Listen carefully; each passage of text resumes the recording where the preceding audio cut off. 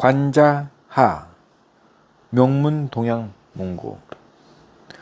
옳은 것은 반드시 받았어야 하고 그른 것은 반드시 물리쳐 버려야 하고 공이 있으면 반드시 상을 주고 죄가 있으면 반드시 벌을 내려야 한다. 이렇게 해야 편히 다스릴 수 있는 법이다.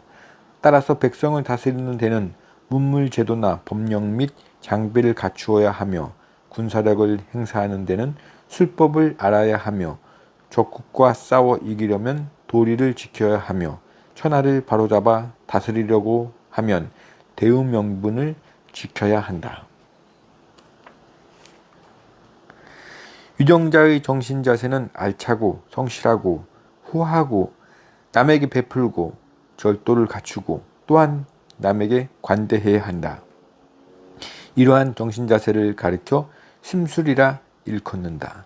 이러한 정책을 개량하고 계획할 때는 강하고도 유하게 경중을 저울질해 가리고 대소를 분간하고 실과 허를 분간하고 원근을 잘 측정하고 다소를 잘 헤아려야 한다.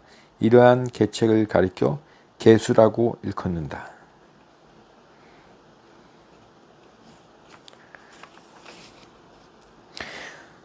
내가 친애하는 사람이다. 좌우의 근친자다. 대가의 족속이다. 존귀한 사람이다. 대신이다 하여 이들의 공을 사실 이상으로 높이 평가해서는 안 되며 반대로 소환한 사람이다. 비천한 자다. 알려지지 않는 사람이다 하여 그들의 공로를 무시해 버려서도 안 된다. 농공 행상을 공평무사하게 하여 죄를 지고 벌을 받아도 윗사람을 원망하지 않으며 공을 세워 상을 받은 자라 할지라도 그 이상의 탐욕한 생각을 품지 않게 될 것이다. 이렇게 해야 비로소 전쟁터에서 진을 치고 늘어서 있는 전사들도 자기 목숨을 가벼이 버리고 태연한 자세로 국난을 타개하여 명예나 영광을 얻고자 할 것이다.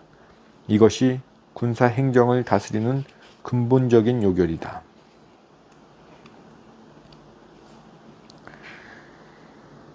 세계를 바르게 다스리려면 세계의 정보, 동태, 사정을 항상 넓게 고루 알아야 한다.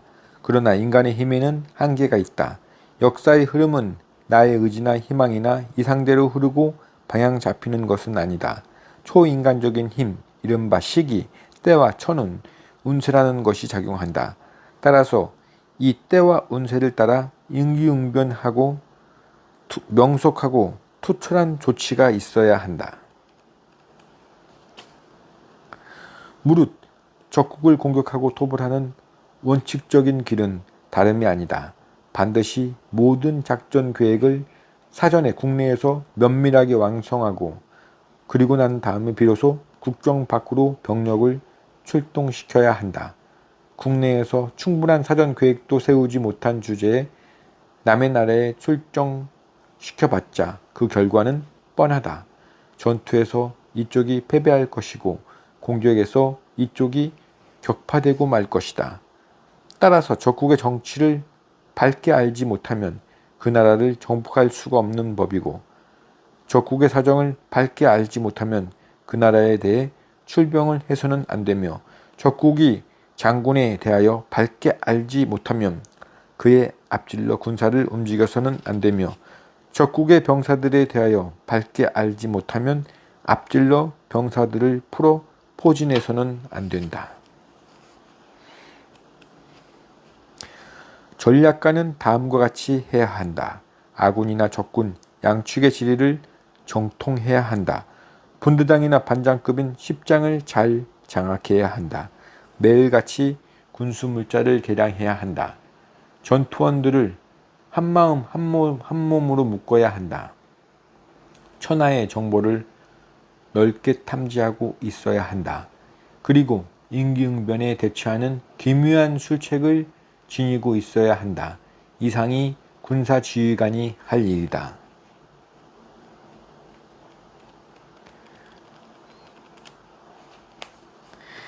제왕된 사람이 이 올바른 정치도를 지킴으로써 천하를 잘 다스릴 수 있는 것이다.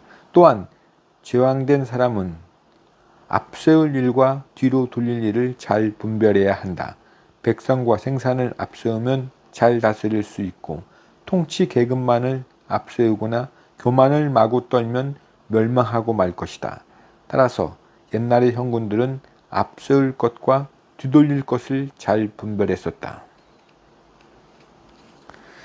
인간의 가치, 인간이 남에게 유용하다는 점은 다른 데 있는 것이 아니다. 인간이 바로 덕성을 지니고 남에게 은덕을 베풀 수 있는 점에 있는 것이다. 덕이란 바로 남에게 내가 먼저 베푸는 것이다. 특히 위정자는 백성에게 먼저 덕을 베풀고 나중에 존경을 받아야 한다. 덕은 먼저 베풀고 싸움은 뒤로 돌리라고 주장한 관자의 말은 오늘의 세계에도 좋은 가르침이 될 것이다. 한 나라의 군주로서 중하게 여기는 문물 제도 중에 법령보다 더 한 것은 없다. 법령을 중하게 여기면 군주의 존엄성이 더하게 되고 군주의 존엄성이 더하면 국가는 더욱 안타롭게 된다. 그와 반대로 법령을 경시하게 되면 군주도 천시하게 되고 따라서 국가도 위태롭게 된다. 인벌주의로서 법령을 시행시키면 모든 관리들이 겁을 먹고 쫓을 것이며 반대로 형벌을 엄하게 못하고 법령도 시행시키지 못하면 모든 관리들이 안일방종하며 제멋대로 날뛰게 될 것이다. 따라서 법령의 조문을 임의로 삭제한 자를 사형에 처하고 법령의 조문을 임의로 참가한 자도 사형에 처하고 법령을 시행하지 않은 자도 사형에 처하고 법령의 시행을 보류한 자도 사형에 처하고 법령에 복종하지 않은 자도 사형에 처한다. 결국 군주가 일당 법령을 공표하고 그 법령에 의해서 말하듯 5가지의 간사한 방법으로 악용되는 것을 내버려 둔다면 종국에 가서는 군주의 왕위가 위태롭게 되어도 막을 길이 없고 신하들이 난동해도 금할 수 없게 될 것이다. 무릇 나라의 명령을 어기고도 그대로 살아남는 자가 있게 되면 결국 군주는 명령을 가지고 신하를 부릴 수 없게 될 것이며 그 많은 바를 어겼는데도 죄를 면하는 자가 있게 되면 결국 나라의 형벌이 백성을 위협하지 못하게 될 것이며 공적이 없는데도 녹이나 상을 받는 자가 있게 되면 결국 상여로서 백성을 분발시킬 도리가 없게 될 것이다. 천하의 패권을 잡고자 하는 왕이 취할 바 자세는 다음과 같아야 한다. 천도를 따르고 지덕을 쫓고 국민을 교화하며 기풍을 쇄신하고 천하의 문물 제도를 혁신하고 제후들의 등급 서열을 바로잡고 온갖 국내의 사람들로 하여금 예를 갖추어 와서 순종케 하고 때와 더불어 천하를 바로잡아야 한다.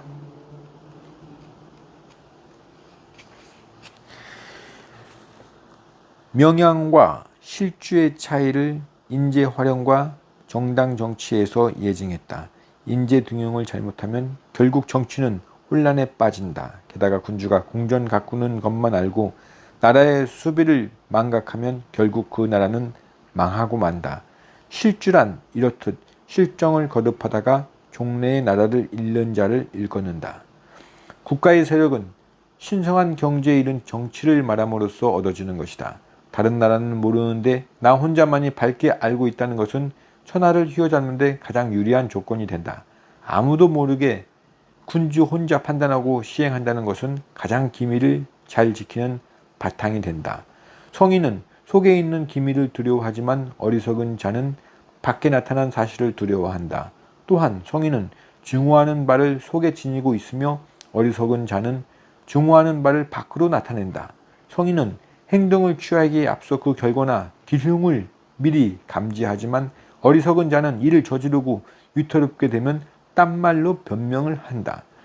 성인은 때를 잘 활용하여 득을 보고 때에 어긋나는 짓을 하지 않는다. 사람은 지혜를 가지고 잘 꾸밀 수도 있으나 시운을 이겨낼 수는 없다. 시운을 밝게 살피고 잘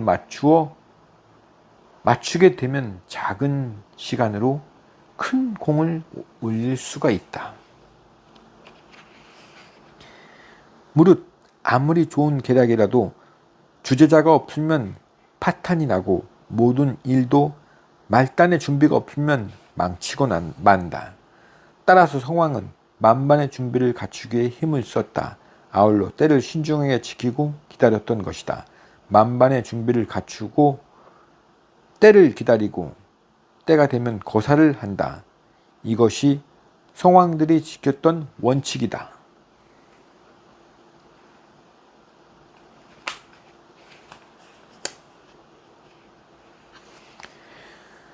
군자는 쓴소리를 들었을 경우 당장 얼굴색을 변하면 안 되고 절대로 겉으로 불편함을 내색하지 말아야 하며 자존심을 버리고 고치려 해야 한다.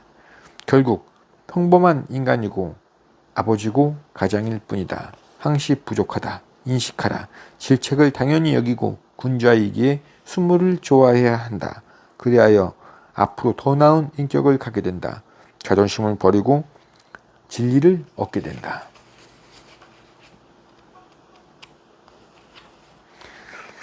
세계와 인류의 안전, 평화를 보장하고 아울러 행복, 번영을 구현시켜줄 오늘의 지도자, 영도자들도 이렇듯 악을 누르는 힘과 더불어 사람을 교화, 향상시키는 문교의 힘을 기울여야 한다.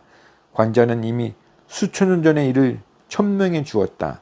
패왕은 문무를 겸비한 덕치를 베풀어야 한다. 관자하였습니다.